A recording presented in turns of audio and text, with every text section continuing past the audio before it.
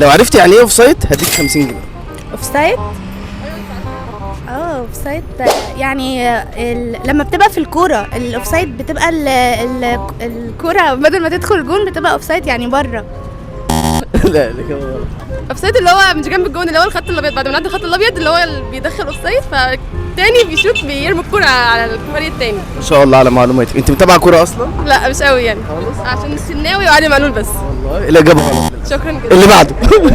هي في الكوره لما بيشوطوها بره اللي هو ناحيه الجون بس بره كده بعيد بتبقى اوف سايد.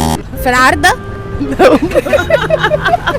الاوف سايد لما بيبقى جسمه بعيد عن الكرة او رجله وهو بتشوط فبيبقى بيحسبوها تسلل لما بتبقى لو جسمه بعيد عن الكرة هو بيشوط، طب هو يشوط ازاي؟ لو هو بعيد عن الكرة. لا قصدي ان هو يعني بيبقى بتوع الدفاع لما بيجوا